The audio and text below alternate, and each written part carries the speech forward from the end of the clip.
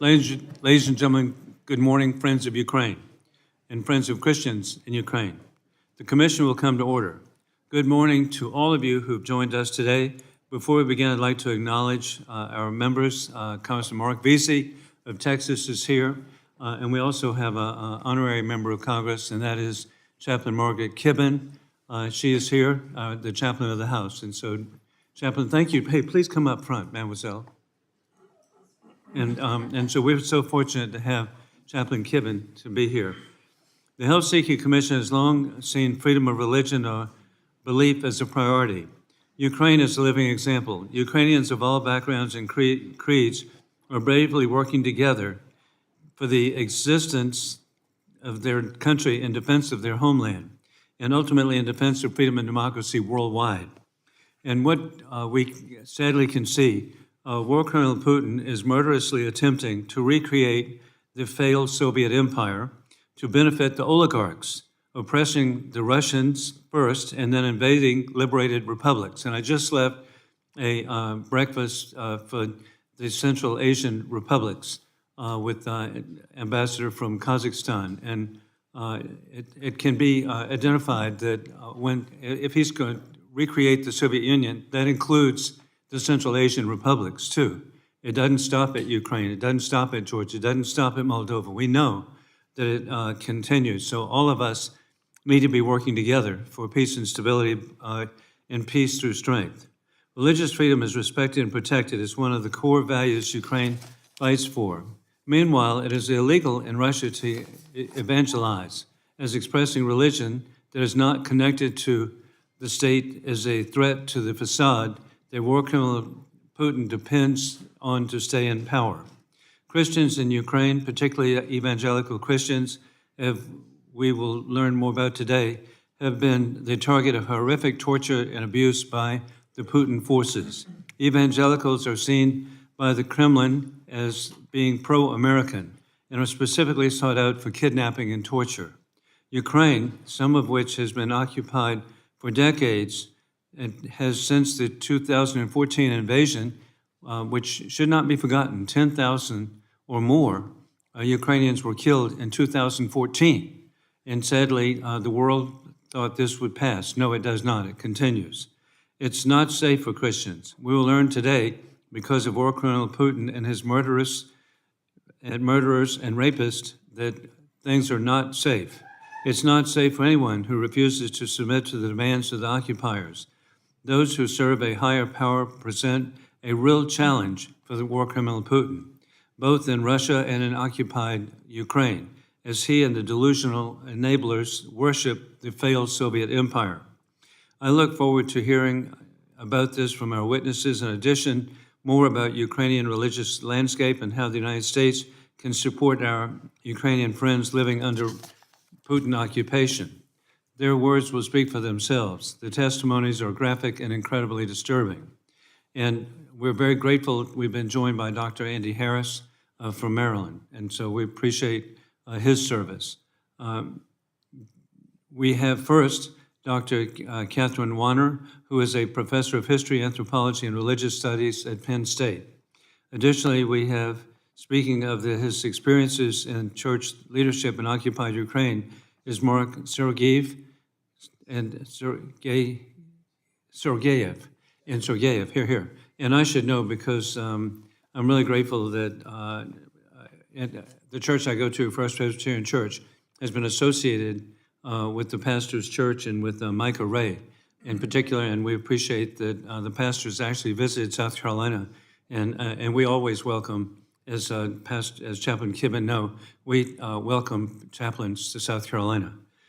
Finally, we have former Congressional Chief of Staff of Peter Roscom. Peter is a superhero of all things from Illinois, and is now the founder of the Ukraine Freedom Project, Stephen E. Moore. With this, I will turn to any of the commissioners, particularly Mark Vesey, for any opening remarks.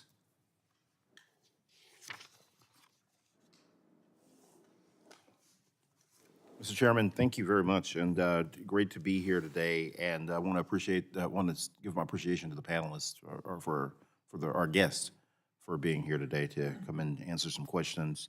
and talk with us about the issues around religion that is happening right now in Ukraine. I think particularly having this discussion that we're doing today with the visit that we're having from Prime Minister Netanyahu.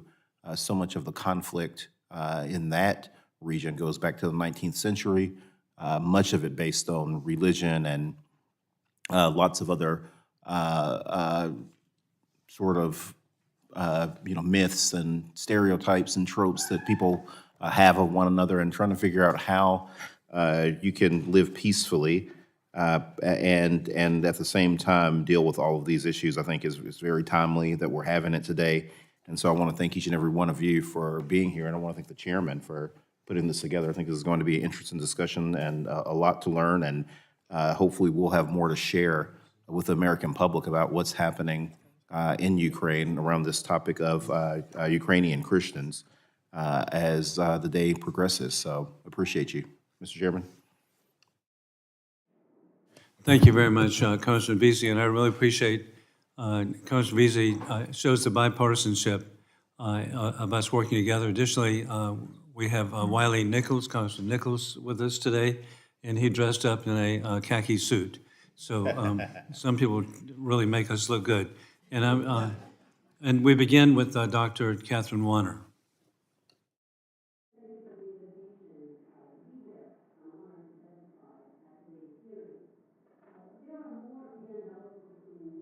Than there are in any country in Europe. They include Baptists, evangelical Christians, Pentecostals, as well as other Protestants. Many factors have contributed to this concentration of Protestant believers in Ukraine, but surely the emergence of tolerance, religious diversity, and religious pluralism as governing principles are key among them. This has created a vibrant religious marketplace in which a plethora of religious groups compete for members, and in which religious symbolism and practice are broadly accepted in public institutions and in public space.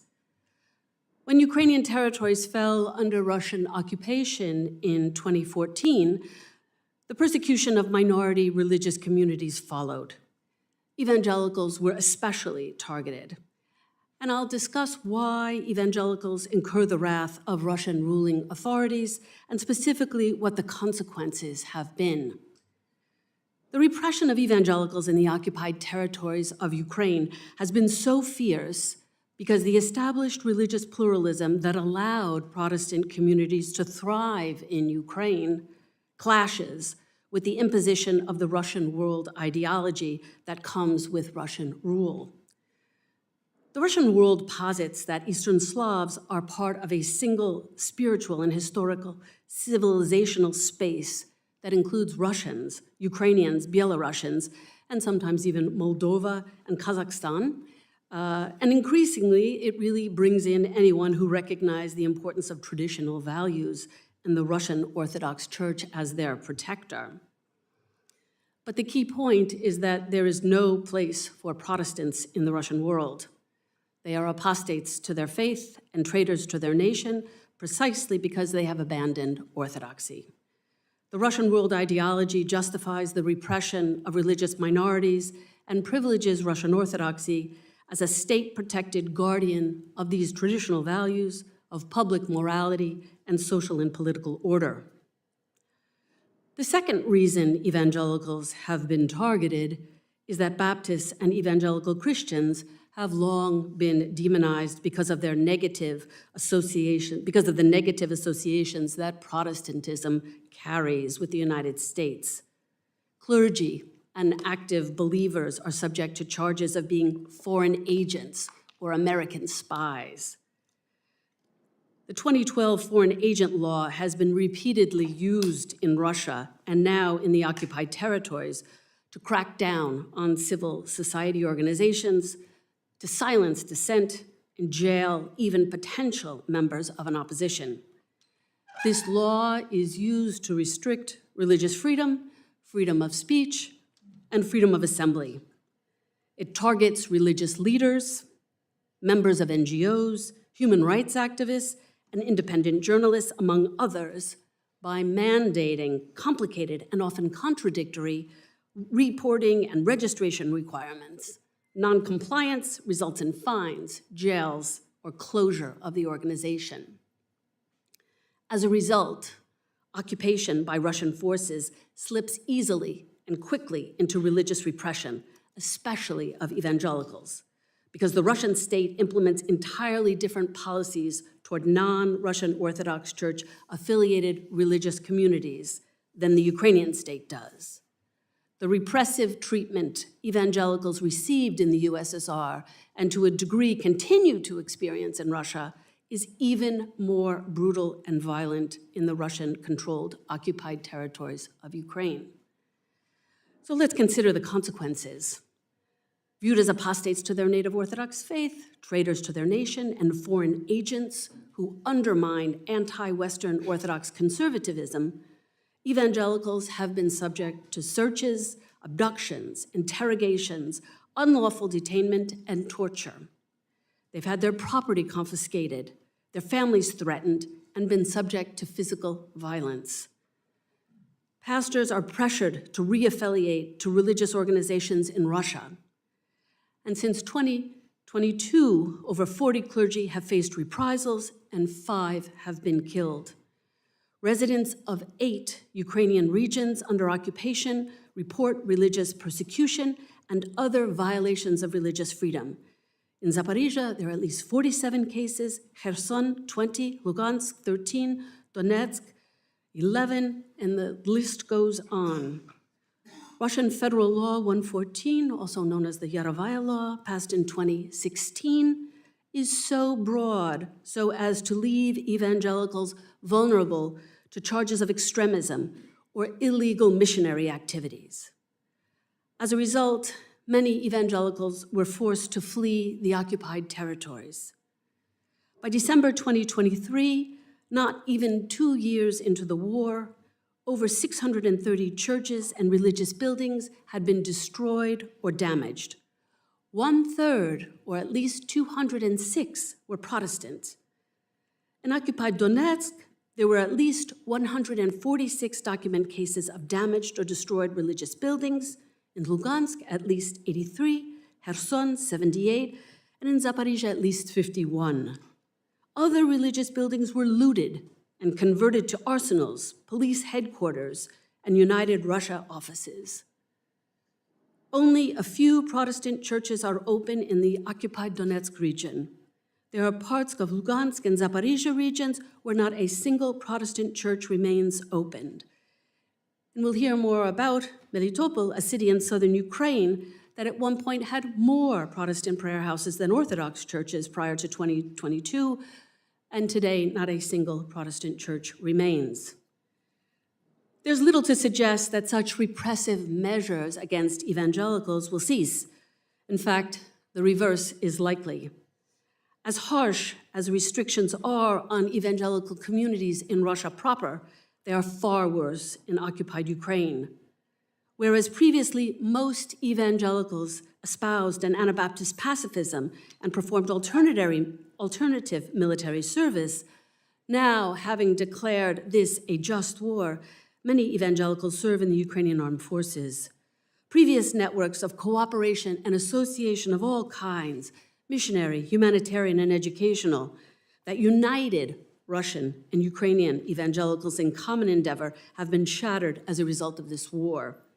And this is true for nearly all religious associations and networks, regardless of confession, that linked Russian and Ukrainian co-believers. In sum, the occupation of Ukrainian territories has ushered in religious repression of evangelicals because the Russian state has distinct policies for non-Russian Orthodox Church religious communities. This is a long-standing practice and is unlikely to change under the current Russian leadership. And the goal for a democratizing Ukraine and for its allies is to ensure that religious freedom, tolerance, and pluralism are not additional casualties of this war. Russia and its president, Vladimir Putin, must be held accountable for their numerous war crimes in Ukraine so that they will be deterred from further attempts to use religion to inspire violence and to justify repression of religious minorities as they are doing in the occupied territories of Ukraine. Thank you. Thank you very much, Dr. Warner, and both Congressman Vesey and I were so impressed to find out the level of the number of evangelical churches in Ukraine. That's not widely known. And so the American people need to know this. With that in mind, this hearing is so important. We've been joined by Marionette Miller-Meeks, a congresswoman from Iowa, and then I'm very grateful to Congressman Jim Costa, again bipartisan, from California, and Congressman Robert Aderholt from Alabama. And so, again, it's bipartisan love and appreciation of the people of Ukraine. With that, we now proceed to Pastor Mark Sergeev and of the New Generation Church, which is associated with the Baptist Church. It's a great honor for me to speak in Helsinki Commission. The work of Commission is well known in Ukraine. And I'm grateful for the work of Commission does on behalf of Ukraine fighting for the freedom. Last week, I was at the front line in Chasiv Yar. My role as a chaplain and armored, I work for soldiers, and the battle are horrible. And the men and women fighting for Ukraine need spiritual guidance and emotional care. And I am proud to guide and help them and pray sometimes in difficult situations. Every Ukrainian soldier at the front is very thankful for American weapons. They fire javelins all day and fell asleep to the sound of HIMARS firing in Russian positions, and the soldiers sleep well. I want to say that the same Iran drones that attack Kyiv every night, they attack Israel, the same. But American technologies keep us both safety. My journey from Ukraine front to speak today starts 4 generations ago. I'm a 5th generation of evangelical Christians. My grandfather have been killed by Stalin because he was a Christian. My grandparents and my parents, they were always evangelical Christians, and they've been persecuted, and they were hiding their faith because they're afraid of their lives. I was born in Ukraine, in Melitopol city. It's at the Azov Sea. We call it the gates to Crimea. I was born in a free country.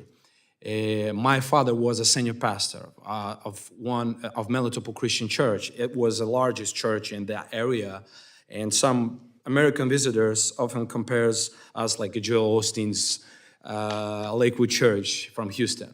We have a big stage, a big worship team, and we minister to 1,500 people every Sunday. We have 400 kids that attended to Sunday school. We were a spiritual home to the hundreds of Ukrainian families. Before war starts in Ukraine, we have this kind of dream. It's close to American dream to live great life, but Putin doesn't respond to a peaceful means. In February 2022, Russian tanks get inside of my city. They're rolling inside of the city, and I watch on this from the windows of my church. And 2 weeks later, somebody knocked on the door in my house, wake me up. And that was soldiers of Russian Rosgvardia. Maybe you heard about it somewhere in the news. They take me outside, put me on the ground. I was only in my underwear at that moment. They wake up my oldest son. He's 9 years old at that moment, in a AK-47 gun in the face. And, Russians are making a weapon of religion, and they are trying to make my father use the role as spiritual leader for a community to praise their invasions of our city. They told that to my father, you have 72 hours to record a video in the front of the church building that this is already Russian territory and Putin is our president, and just relax and wait. And then they give a couple hours to give a list of every businessman who supports the evangelical churches. They love money and always do this. And they told him that every day, if we will wait, we will just cut off the fingers on your hand. And it's God's miracle that they did not come back with their knives, but they take the building. We have this big long, 40 feet long cross in the front of the building. They cut off this cross and put the Russian flag right now. So now this big auditorium that used before to praising God and worshiping God, now they're using like a concert hall for the Russian military concerts and celebrating Russian holidays. I'm lucky to escape, and I'm here right now. It's the life miracle that I'm here alive, because I've been in crazy moments. I saw so many civilian killing people, dead people. My kids saw everything. If you ask me how it looked like, the picture, kind of very old movie about Second World War, Saving Private Ryan, the picture looked like the same. And finally we get out from it. It's a miracle. But before the war started in Melitopol, it's not a big city, but we have 40 evangelical churches in Melitopol. Today, there are not any kind of churches anymore.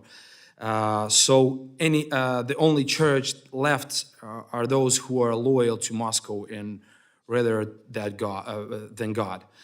My parents lived through Soviet Union, and they say conditions today in Russian occupied Ukraine are worse of believers than they were in Soviet times.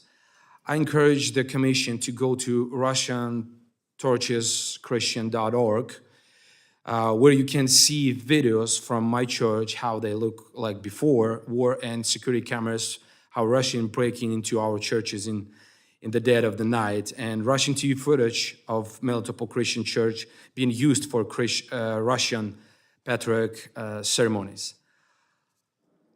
I will close the story of my friend Lena. She's a part of my church. She's a small group leader. 2 months ago, Russian soldiers came in her house and take her because, when they shut down every church in Melitopol, Christians go under the ground to worship God, and they get it together in small groups. Now she's in prison in Donetsk because she's just a Christian leader, because she just believes in God. 2 months ago, they take her, and now they give her 7 years because she's a Christian, and she's believing in God. Last night, I have fortunately to have a conversation with one American Christian leader, and he told me that he's concerned about the Ukrainian government persecuting Christians. Fortunately, I was able to have him understand the truth that he was hearing Russian propaganda. And the real truth is that Russian torturing, oppressing, and sometimes murdering Ukrainian Christians in my city and across occupied Ukraine, simple for being a Christian. I'm only one voice, and the voices against mine are powerful, but I'm grateful to Commission for giving me a voice, power, and helping Americans and the whole world know the truth of Russians' horrible oppressions of Ukrainian believers. Thank you very much, and may God bless you all. May God bless America. Thank you so much, Pastor Sergeev, and we just appreciate your visit to South Carolina, and indeed, Micah is such a champion for you. And indeed, again, the significance of this hearing, I'm very grateful that we've been joined by Senator Roger Wicker of Mississippi, and the good news is that as the House members run off to vote, we've got somebody who's very capable to keep the hearing going. So, so with this, he's appreciated for so many different reasons, all right? So I want to now recognize Stephen Moore. Thank you, Mr. Chairman. Thank you for the honor of testifying before this commission today. As you so graciously mentioned, I was once a chief of staff to a member of leadership here in the House of Representatives. Hey, say it, Peter Roscom. Yeah, Peter Roscom. Hey, a dear friend. Anyone know Peter Roscom? Hey, a friend of Senator Wicker here. Yeah. No, So he still has a lot of friends here in the House of Representatives. I was honored to be his chief of staff for 7 years. And so as much time as I've spent in Congress, this is my first time on this side of the dais in this position right here. So it's particularly an honor for me to do this. And as a former staffer, I want to compliment the knowledge and the professionalism of the staff of the Helsinki Commission. The work of the Helsinki Commission is quite respected in Ukraine, and it's largely because of the personal relationships the staff has developed with people over there. And so they've been great to work with. So 5 days after Russia's full-scale invasion, I went to Ukraine to try to help my Ukrainian friends get to safety and provide humanitarian goods. I created the Ukraine Freedom Project and used that as a vehicle to bring supplies to Kyiv when that city was surrounded on 3 sides by Russians. We got food to Kharkiv while it was under siege, and I was one of the first wave of people at Akhmedov Children's Hospital earlier this month when it was bombed. In my 2.5 years living in Ukraine at war, I've seen and heard many things that nobody should. Even so, it's only a fraction of what the Ukrainians are going through. Some of the most horrific stories I've heard are from Ukrainian Christians who have been tortured by Russians. Russians occupying Ukrainian territory seek to systematically crush faith. Millions of Christians in occupied Ukraine are worshiping underground, as my colleague Mark Sergeev said, in fear of torture and prison for their beliefs. Protestants make up less than 4% of Ukraine's population, but Protestants have borne the brunt of the Russian abuse. To fully understand why, I want to tell you about the role of the Russian Orthodox Church, which is not a church as we would think of one, but it's a working arm of the Kremlin. Patriarch Kirill, the leader of the Russian Orthodox Church, recently declared a holy war on Ukraine and the West. He promised that Russians who die fighting in Ukraine will have all their sins washed away. He stopped short of offering 72 virgins, but the strategy of creating martyrs is much the same as ISIS. Russians see Protestants as believers in American religion and think that they must be agents of America, like Russian Orthodox priests are agents of the Kremlin. I first became aware of Russia's torture of Christians in Ukraine in 2022 when Viktor Chernyavsky told me of his torture. Viktor was a pastor in Luhansk and had been evacuating people from occupied areas. One day, Viktor was leaving with a group of people that included a pregnant woman and a newborn infant. And the Russians pulled him over and took him to the basement. Now, going to the basement is a euphemism for torture. And they kept Viktor in the basement for 25 days, including one day when he was tortured with an electrical taser, like you'd use it for self-defense, and a Russian Orthodox priest stood over him and tried to cast demons out of him for being an evangelical Christian. Viktor's story is far from unique. Only days into the occupation of his city, the Russian FSB came for Alexander Selvetnikov, pastor of the Light of the Gospel Baptist Church. The Russians beat him with rubber batons for 3 days, trying to make him confess to being an agent of the CIA. When they released him, he had to be wheeled out. His assistant pastor did not survive his torture. We've collected, as Mark had mentioned, we collected many similar testimonies on our website, RussiaTorturesChristians.org. But unfortunately, most Ukrainian Christians can't speak out. One Ukrainian believer who escaped to Poland told us that after he went public with his torture, a Russian FSB agent in the still occupied hometown called him and told him what his teenage niece was wearing to school that day. This is the level of oppression. This is the level of detail the Russians go into to keep Christians oppressed in Ukraine. So while Russians are trying to overtly destroy Christianity in Ukraine, in America, Russia's work to cover it up and spread false narratives to mislead Christians is active and ongoing. Right here on Capitol Hill, Russian money is behind the effort to persuade members of Congress that the Ukrainian government is persecuting Christians. The Commission's excellent work on this subject in 2023 helped the world understand why this is Russian-inspired nonsense. But let me review. The Ukrainian Orthodox Church, for decades, the branch of the Russian Orthodox Church in Ukraine, is home to thousands of clergy who have spent their lives reporting to Patriarch Kirill in Moscow. About 100 of these clergy are either in prison or on trial for espionage-related offenses. But this is just scratching the surface. We polled Ukrainians, and our polling shows that hundreds of thousands of people have left the Ukrainian Orthodox Church because they heard their local clergy say things against Ukraine or saw them do things to help the Russian war effort. So this national security threat is widespread. Yet a Russian-Ukrainian oligarch who is currently a deacon in the Russian Orthodox Church is paying a team of international lawyers and lobbyists, American lobbyists, hundreds of thousands of dollars to spread this false narrative inside Congress and cover up for Russian war crimes against Ukrainian Christians. Prominent members of the media and even some members of Congress continue to tell Americans that the Ukrainian government persecutes Christians.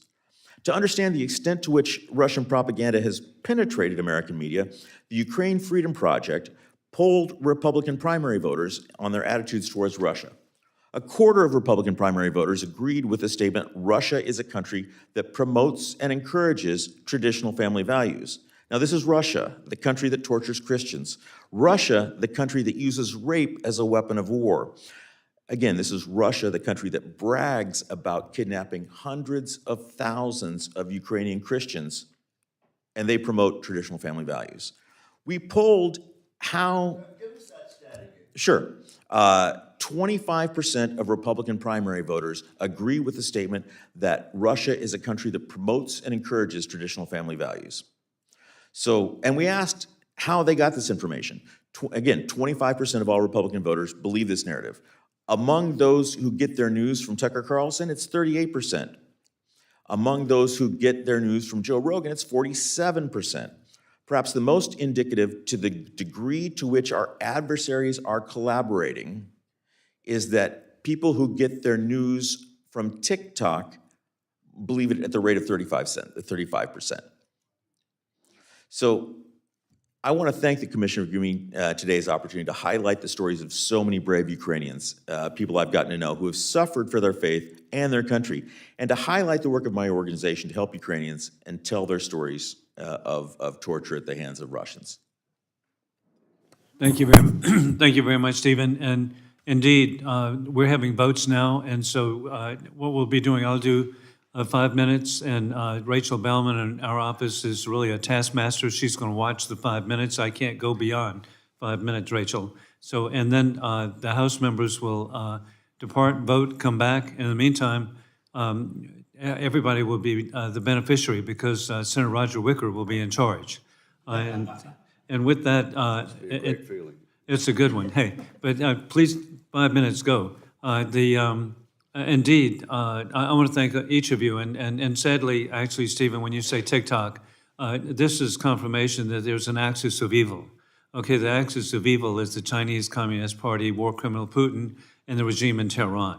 And people, and all Americans need to recognize, we're in a war and conflict we didn't start or want, and that is, it began February 24 in 2022, with the invasion by war criminal Putin into Ukraine. It continued with the invasion by the puppets of Tehran on October 7 into Israel. And sadly, it challenges, of course, the people, the Chinese Communist Party, Taiwan. And so we need to recognize that. And then I personally want to point out that indeed, Pastor, your bravery and the church that I go to, First Presbyterian Church in Columbia, South Carolina, is the sponsor of Russian language ministries. And it's Alex and Irina Panarov, who have worked throughout the Slavic world to promote love of Jesus, not politics.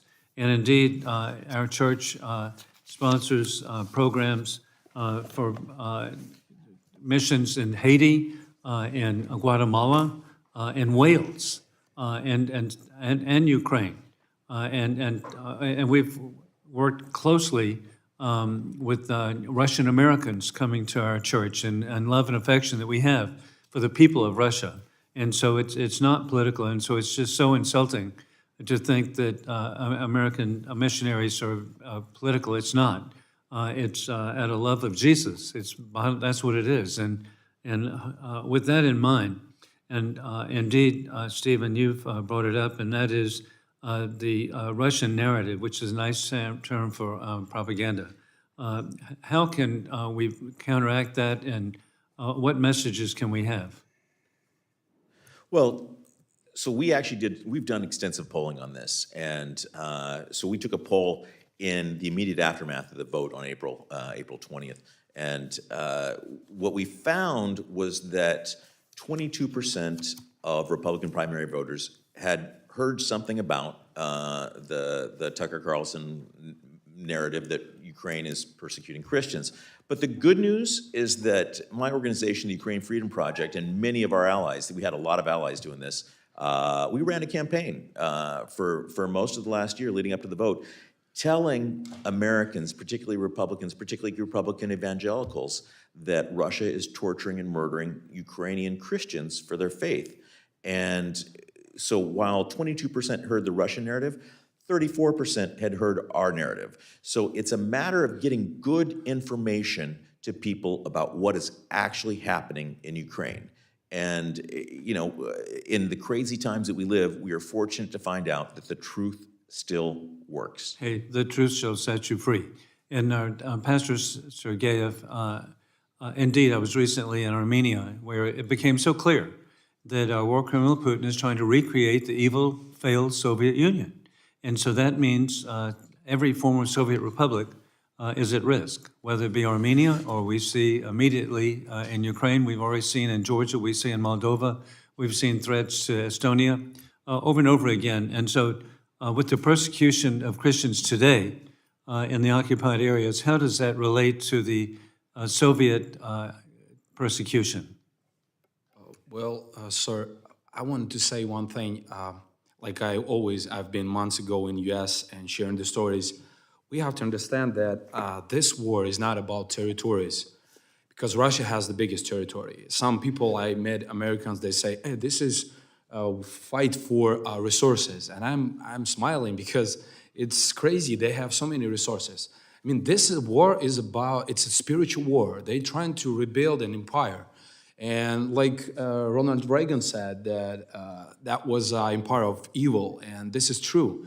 And I see this in my parents' generations. I see they're afraid because they know this. And like I said before, I have the whole generation who fight for freedom just to be a Christian. And we see this, they trying to do, and how I see right now, they start to close in the churches. Now they're going deeply because they take the buildings. They're going and clean up the small groups. And Patriarch Kirill has a big conversation with one mayor from the city, collaborant we call it in Ukraine. And he said, if you will not kill them, all Protestant people, you will not win in Zaporizhia area. And they make it publicly. So they're making kind of Christian jihad. And this is the problem. Again, thank you for each of you for your courage. And now I'm very happy to turn it over to Senator Roger Wicker from this great state of Mississippi. Well, thank you, and do hurry back. Mr. Veazey, do you have time to? We have time for you to ask your questions. If you, I'll go ahead and recognize you. Oh, thank you very much.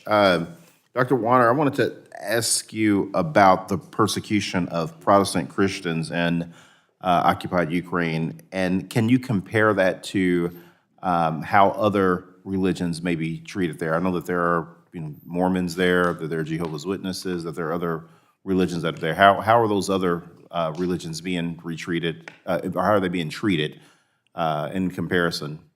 I think there's religious repression.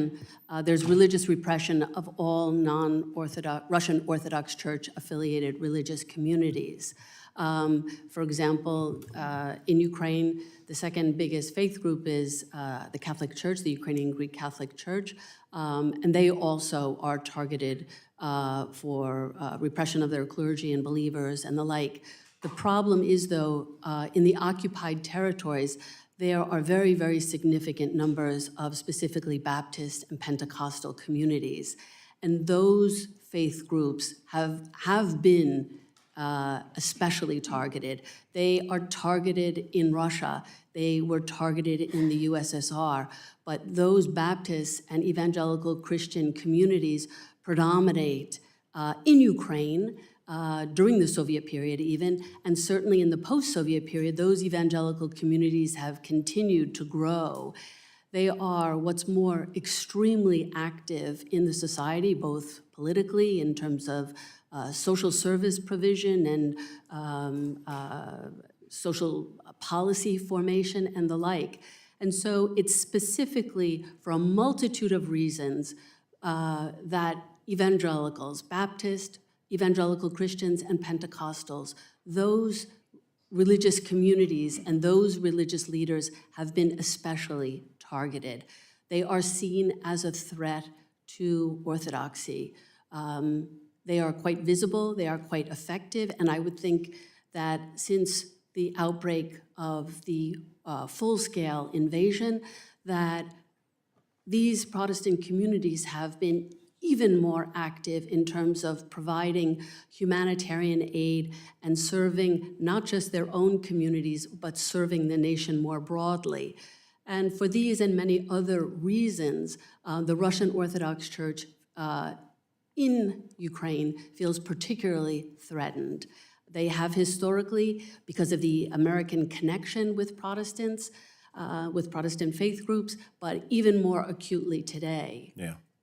Oh, wow. Sergeev, Mr. Sergeev, I wanted to ask you, Mr. Sergeev? I wanted to ask you about the young people in Ukraine.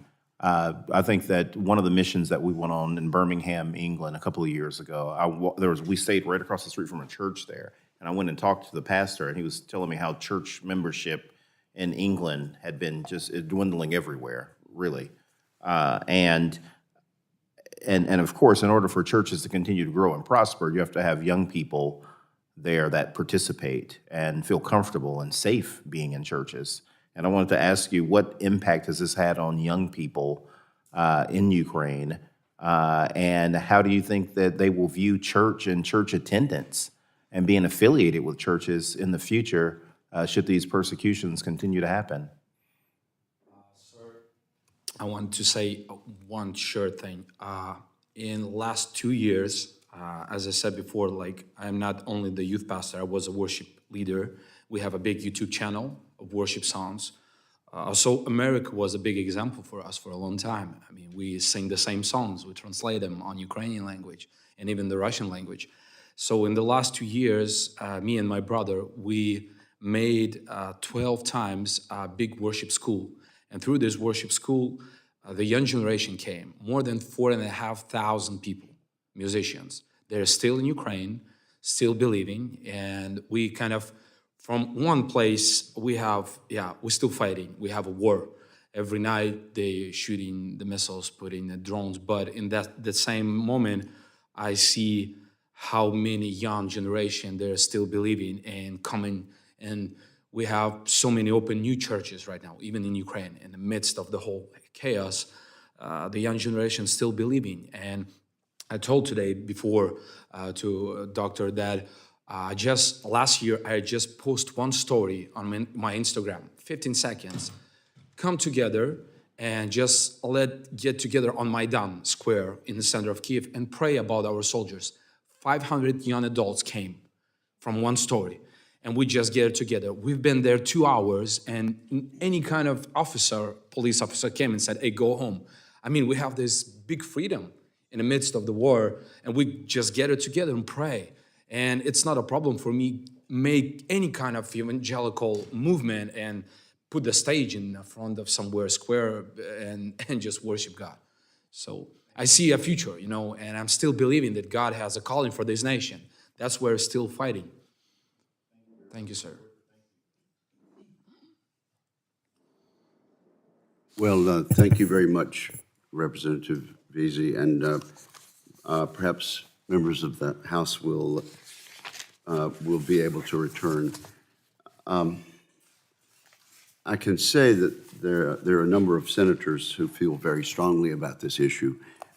We're getting ready for hearings, getting ready for markups, and there's an important joint meeting of the Congress today. So people will be coming in and out. I think at this point I will. I'll take the liberty of making my opening statement. It may be then that members of the panel would like to respond to anything I might say. But I do want to thank my colleagues in the House and our great staff on the Helsinki Commission for putting this together. And I certainly appreciate the attendance today. This is a very large crowd. And I see people identified as clergymen, and certainly I am sure there are members of a variety of religious faiths. It's interesting that today a number of us in the House and Senate will stand honoring the right of people of the Jewish faith to live and to have a homeland where, for once in the history of several millennia, they'll be able to be safe. And so I think the Helsinki Commission and this hearing stands for a larger principle, and that's our First Amendment right to freedom of religion as part of freedom of expression.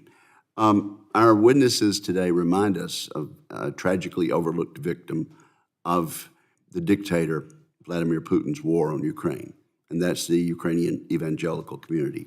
Former U.S. Ambassador at Large for International Religious Freedom, Sam Brownback, has been a leading advocate on this issue. And at this point, I would enter for the record a piece he wrote highlighting the mistreatment of those Christians. It's dated Friday, April 19, 2024, and I hear no objection, so without objection, it will be admitted. Under Russia's thumb, evangelical leaders have been systematically persecuted for their faith. Some have been tortured or sent away. Some have been killed. Groups of evangelical faithful have been forced to assemble in secret. They know their gatherings could be violently disrupted at any time and that they could suffer physical harm without a moment's notice. In at least one instance, Russian soldiers swarmed a church as congregants were singing songs of worship. And I do appreciate, Mr. Sergeev, the fact that you like to sing the same hymns as we do. I'm old-fashioned myself and like the traditional hymns. There's a bit of debate in my denomination about that. But Russian soldiers have evicted members and turned Ukrainian churches into propaganda offices. In Russian-occupied areas of Ukraine, there's no accountability for these crimes. Vladimir Putin plays by his own rules. Inside Russia, he broadcasts the lie that evangelicals are political tools of the United States. To the rest of the world, he falsely claims that Ukraine is actually the one persecuting believers. And as witnesses have said just today, he's persuaded some vocal, visible voices in the United States, unbelievably, to make that assertion. It's almost inconceivable that that could be taking place. Vladimir Putin lies because there's no honest reason for his assault on Ukraine. Only a cloud of falsehoods can obscure his crime and create the illusion that he's doing God's work. It reminds me of what we used to call during the Soviet era the big lie. leaders tell a lie so fantastic and so so vast that some people, gullible people, hearing that can't imagine that anyone would tell such a tale if it weren't the truth. That's the big lie. And Mr. Putin has learned from some of the masters of the big lie that dominated the USSR during time. Erasing evangelical churches is part of Mr. Putin's goal to erase Ukraine as a nation. Evangelical churches reflect the tradition of religious freedom in Ukraine. That spiritual legacy has flourished in the country since the fall of the Soviet Union, the kind of regime Russia hopes to reassert. And that's what they're up to. It's Ukraine today. It's a couple of provinces in Georgia. It's tacking at the border of Armenia. There are too many places where Mr. Putin's Russia is involved to think that he's doing anything else. The kind of regime cannot allow religious freedom because free thinking presents a threat to a tyrant like Vladimir Putin. It exposes his lies to the detoxifying effects of the open air. The United States and Ukraine prioritize freedom of religion. In Russia, Putin permits the practice of organized religion only if he deems it sufficiently loyal to his regime. Russian invaders require that Ukrainian evangelicals swear loyalty to Putin before allowing them to practice their faith. This vile threat asks simply that Ukrainian evangelicals violate their faith by placing a man above God. Vladimir Putin demands that believers forswear their allegiance to Christ and place it in the hands of a murderous, godless tyrant. So I urge us all to be skeptical when we hear malicious lies that Russia is a haven for Christian civilization and traditional values. What a fantastic lie. In Russia and Russian-occupied Ukraine, there's no respect for the primacy of conscience, the freedom of the individual, and the dignity of human life. The occupiers defile churches, abduct and torture pastors, as we've heard today in testimony, and erase whole congregations. Russia has forced the once vibrant Ukrainian evangelical community underground. To the Ukrainian evangelicals risking their lives every day by expressing their beliefs, I have to say this: keep the faith.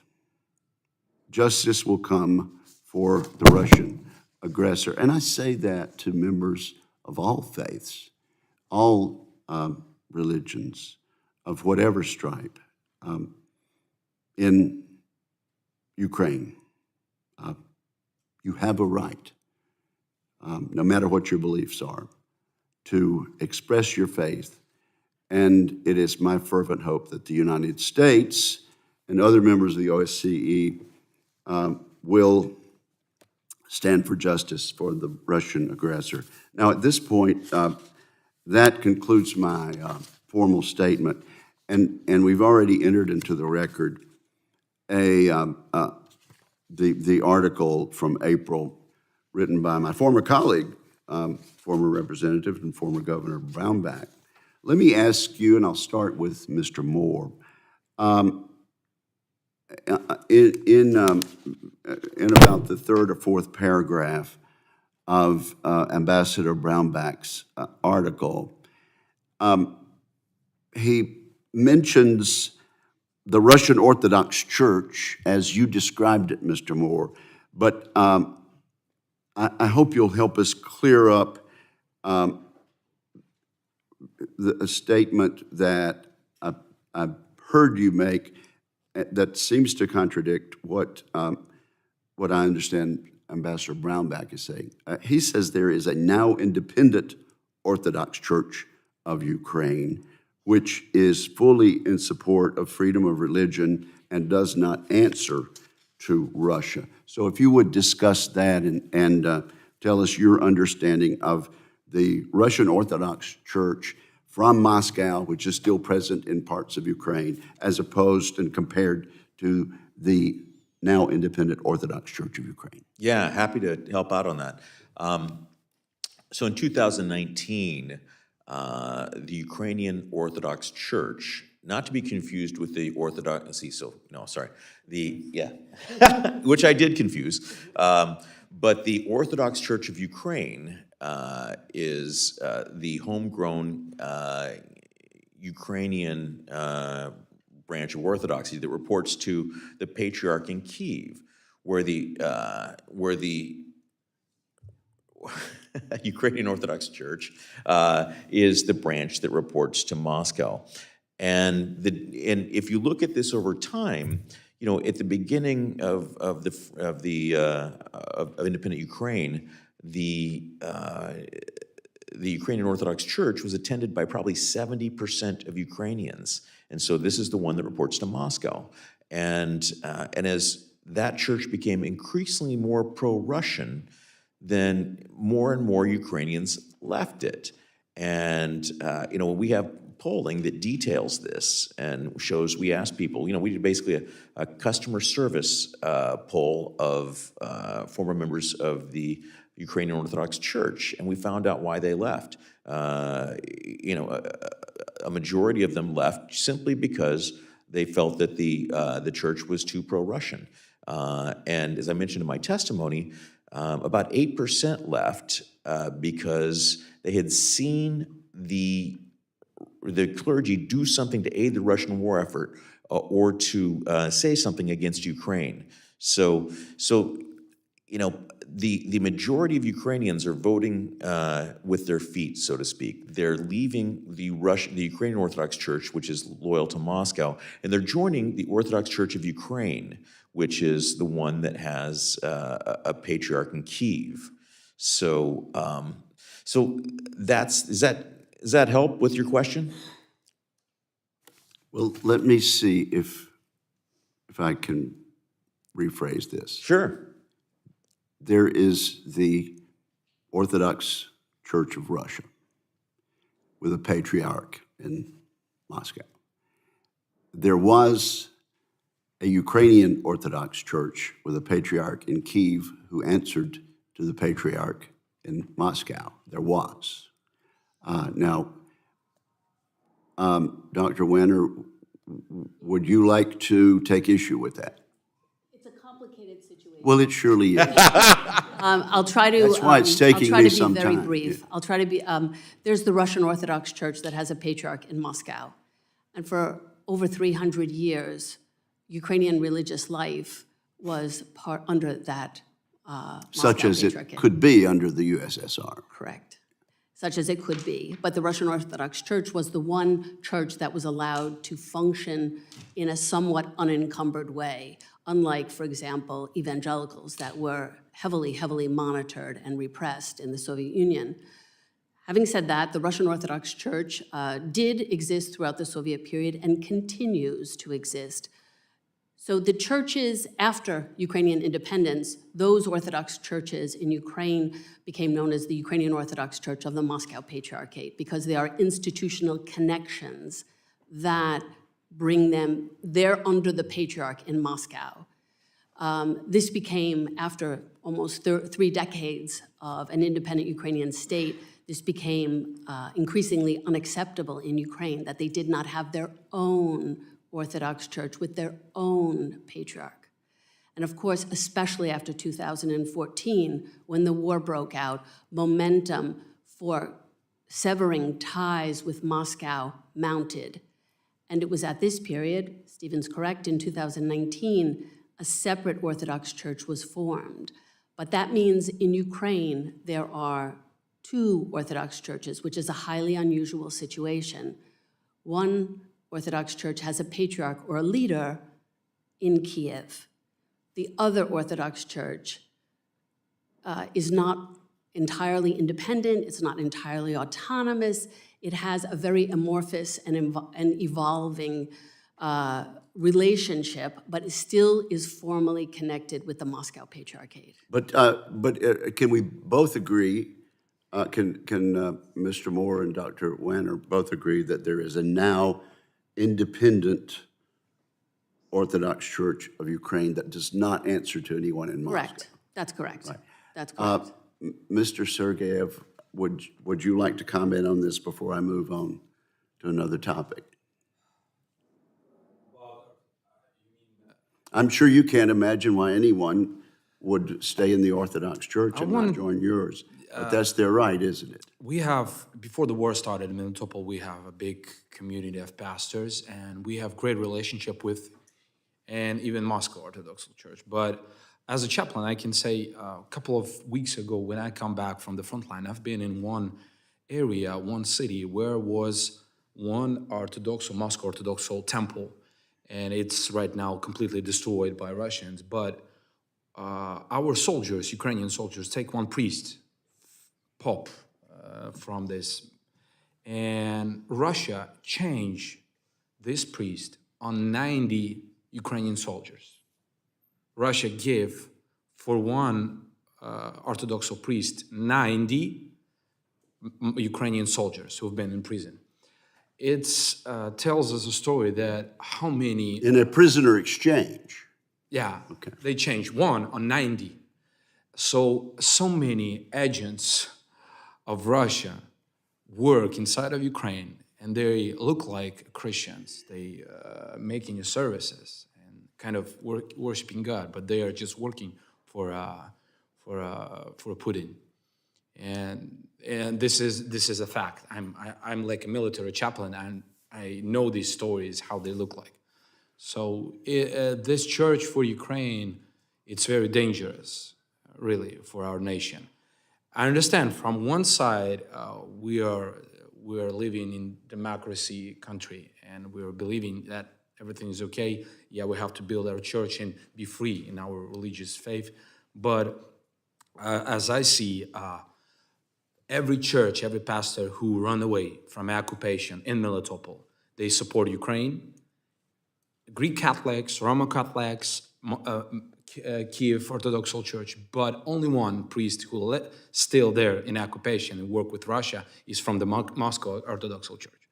So it's the facts that I just give you, and we're praying. But yeah. Okay, well, in the occupied territory, are the churches that do not answer to Moscow, are they all underground, or are some of them still able to operate in the open? And how do underground churches meet and work?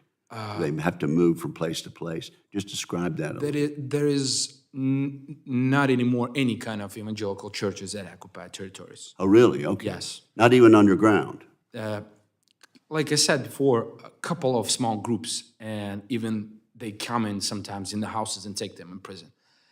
Small prayer groups, things like that. 3 people. Right. I cannot say here publicly because so many people, it's dangerous for them, but I still in contact with these people, with the leaders. And sometimes they're not even, we just change the numbers. We speak secretly because it's dangerous for their life. But we understand how many, I know how many people still, members from my church still there in occupied territories and still getting together to pray. But it's dangerous for their life, really. Well, okay. Now, I assume in the areas of Ukraine that are not occupied by Russia, is there total religious freedom? 100%. Okay. And I believe it's true that by some 70+% in the last presidential election, the voters in Ukraine elected a Jew as their president. Is that correct? Well, he's not active Jew. I mean, but... Well, he says he is. He's Jewish, yeah. Okay. He's Jewish. I might add that the defense minister is Muslim. There you go. All right. So, is there any hint of a reason why any independent observer would say there is a problem with religious freedom in the non-occupied part? I mean, are the Russian Orthodox churches discriminated against by the government or by the police in the free part of Ukraine? Dr. Wenner. Yeah. There is a motion to discuss the status of what's called the Ukrainian Orthodox Church of the Moscow Patriarchate. The status of this religious group in Ukraine. And that's because, you very accurately depicted the attitude of the Russian state towards repressing dissent of any form. One of the things that Vladimir Putin has instrumentalized, even weaponized, is religion. And he has weaponized this, I would go beyond what was stated earlier, not just in the former republics turned independent countries of the former Soviet Union, but he is doing this around the world. That is to say, using the Russian Orthodox Church, if you will, almost as an arm of Russia, to pursue Russian foreign policy and to enhance the geopolitical position of the Russian Federation and to alter alliances in favor of the Russian state. So this is one of the reasons why the Ukrainian Orthodox Church of the Moscow Patriarchate, that at least formally still has institutional connections to Moscow, becomes an object of concern in Ukraine today. Beyond that one issue, I think there is tremendous religious freedom in Ukraine. And that's why Protestant communities were not only able to be created, but to grow in Ukraine, and why I would say even before 2014, they in fact had Ukraine, if you will, as a base that served Eurasia. In other words, Protestant communities in Ukraine were very, very active in terms of humanitarian, educational, missionizing endeavors. And this, of course, is seen as a threat in Russia precisely because of the potential growth of Protestantism that represents, and given the negative associations of Protestantism, and specifically of the Baptist Church and evangelical Christian and Pentecostal churches, then that makes a multiplication of potential American spies, if you will, to use their rhetoric, throughout wherever those particular faith communities should grow, be they in Eurasia, be they on the African continent, be they in the occupied territories of Ukraine. And that is why the position of the Russian Orthodox Church, by and large, has been to shut down those churches, shut down those kinds of missionary, educational, and humanitarian efforts. Let me ask you to expound on that. But first of all, am I pronouncing your name correctly? You are. It's Wenner. Yes. Okay. Then compare with us other former USSR countries. And then I think you mentioned Africa also. Are Protestant congregations in Ukraine currently, and have they been sending missionaries to these other places like the former USSR in Africa? Or how is it spread? To the extent that is possible. And of course, that wavers over time, and of course, country to country. But yes. Well, where is which former USSR countries are doing better in that regard, in allowing religious freedom and allowing other? If you want to count the Baltics, I mean, they're of course part of the EU, and so they had then adopted EU legislation. But of the other former republics turned independent countries of the former USSR, I would say there's none. The stands they do not don't have surpass much Ukraine, in my view. to brag about. Because, for example, I mean, there are robust Muslim communities in Ukraine as well that are driven by immigrants from primarily Muslim countries of the former Soviet Union to Ukraine, as well as by a burgeoning Afghan community in Ukraine. So there's there's quite a few Muslims in Ukraine at this point, and they too are quite vocal. They too serve as chaplains in the Ukrainian armed forces. Which one of you could give us some statistics about religious affiliation and membership in Ukraine? How many Baptists are there? How many new Ukrainian Orthodox there? Does anybody have those statistics? Yeah, okay, Mr. Sergeev, and A then we'll couple get of back to you. phrases. We have the Baptist Union. This Baptist Union has more than 2,000 churches in Ukraine, and now it's the biggest Baptist union in Europe, if we count the people. We have Pentecostal Union. We have more than 3,500 churches in Ukraine. What percentage of the population would be in those two? It's not a big one. It's not the United States. I mean, I think it's kind of 3%. We've polled it, and so Protestants are about 4% of the Ukrainian population. But oddly enough, Baptists are the third largest Christian denomination. After there's Orthodox, there's Greek Catholic at about 10%, and then Baptist is the next biggest denomination. Among Orthodox, the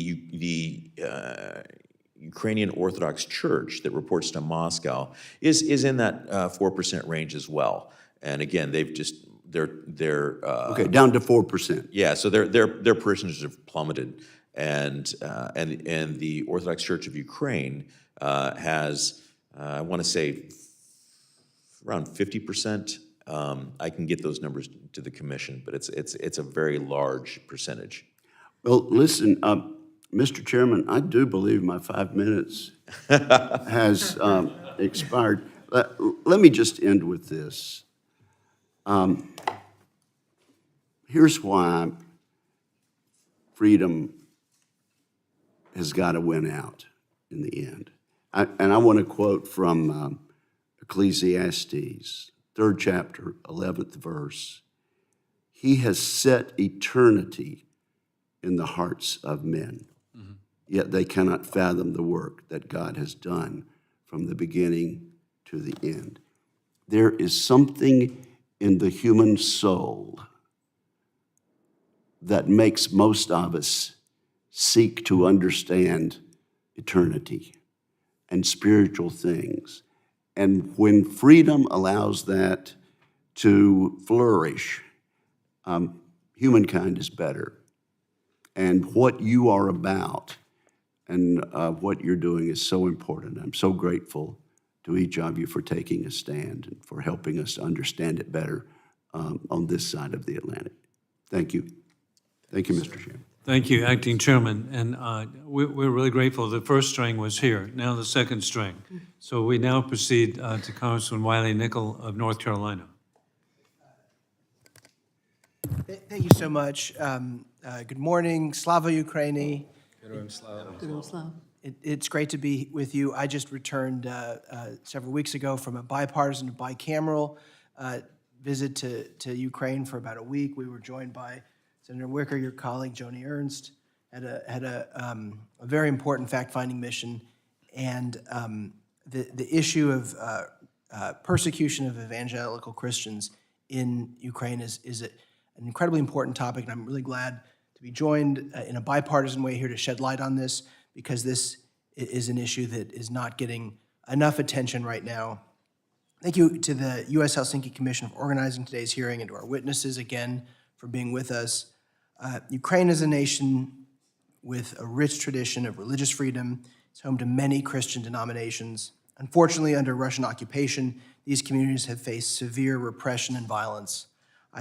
When I traveled to Ukraine earlier this year, I heard about the atrocities firsthand and had the opportunity to meet with Tamila Teshiva, the permanent representative of the President of Ukraine in the Autonomous Republic of Crimea, and Dr. Viktor Yelensky, a Ukrainian scholar and politician. We discussed their efforts to prevent further human rights violations and to protect victims of the Russian occupation. I hope that today's hearing will shed further light on these atrocities and highlight the urgent need for Ukrainian victory to restore and protect religious freedom. First question, Mr. Moore, thank you so much for your leadership. It must be unusual to be on the opposite side of the hearings here today. But so far, you seem to be doing very well. Oh, thanks, yeah. Well, you guys make it easy. Thank you for that. Grateful for your work with the Ukraine Freedom Project. It's been crucial to documenting and exposing Russia's systematic oppression of Ukrainian Christians. Can you talk more about the specific challenges you've faced in bringing this information to the international community's attention? Sure. Well, there's getting the information to begin with, because the atrocities are all happening in the occupied areas, and oddly enough, the Russians are not welcoming me there, and so getting that information is difficult. And then because of so many people, like Pastor Sergeev, have friends that are still in these occupied territories, there's a lot they can't say. So the Russians are very good at oppressing people and finding leverage on them and making them do what they want. And the Russians don't want this to get out. So that's a problem.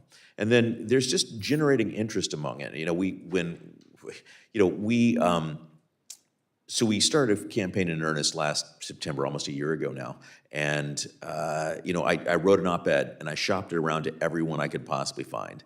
And no one wanted it. It took me weeks. And finally, a niche publication for Christian foreign policy called Providence Magazine, a great bunch of folks doing really good work, took my first op-ed. And from that, then that generated a lot of other work. And ultimately, as more and more people got involved in this, and more, we were able to, there was 100 articles about this between October and April, and we were responsible for about 70 of them.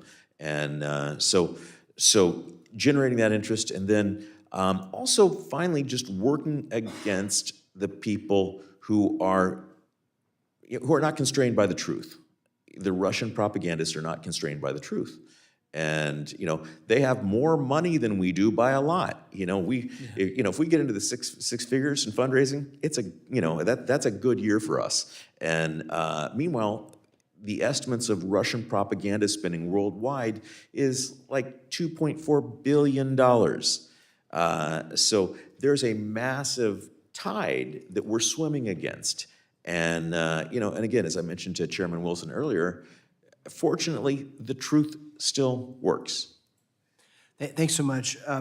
Pastor Sergeev, can you describe the impact of Russian occupation on your church community and how your congregation has been able to maintain their faith and resilience during such a really difficult time?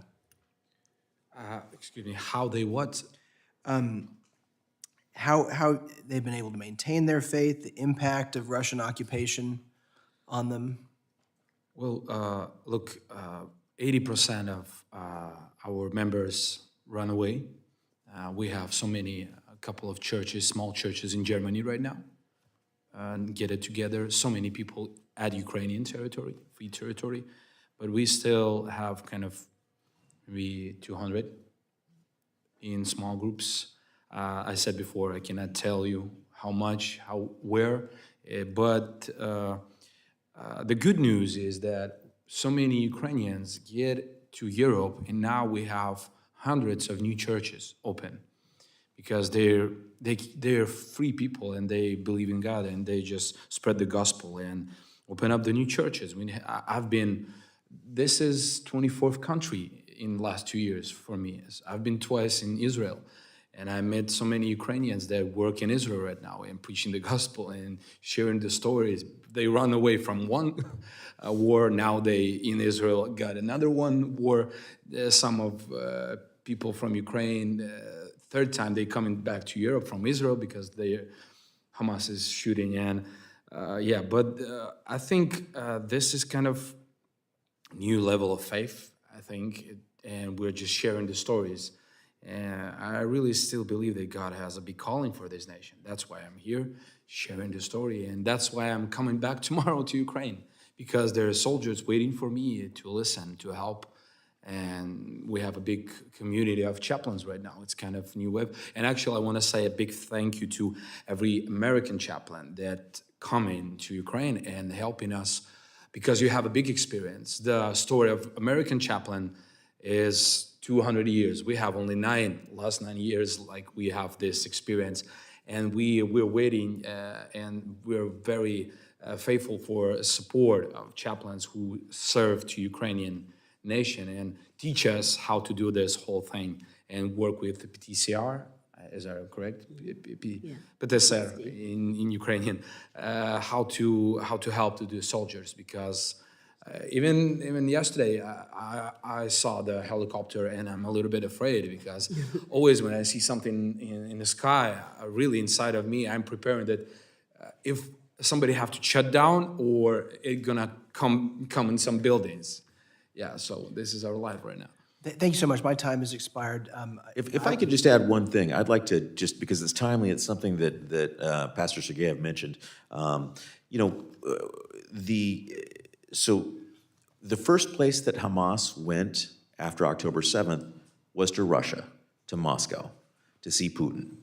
And Putin has been periodically organizing summits between the Palestinian terror organizations, Iran, and he's doing this in Moscow.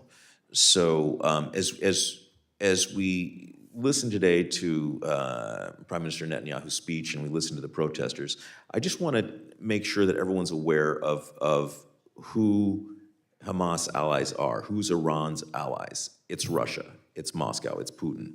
That's a great point. And just on the chaplain issue, I was glad to see that the chaplain for the U.S. House of Representatives joined us earlier. I saw her here. But thank you so much, Chair Wilson, for your leadership on this issue, bringing much-needed attention to this very important issue. Thank you very much, Congressman. Again, you can see it's bipartisan, Democrat, Republican, and indeed, as we conclude, I appreciate, Stephen, you bring up, hey, connecting the dots. There are good people who simply are not connecting the dots. The dots are perfectly clear. It's called Iranian drones being used by war criminal Putin to kill Ukrainians, okay? But that's just one dot. I mean, there are dots everywhere. Hamas showing up in Moscow, Hamas showing up in Beijing. How could this be? And Hamas really is a puppet of the regime in Tehran.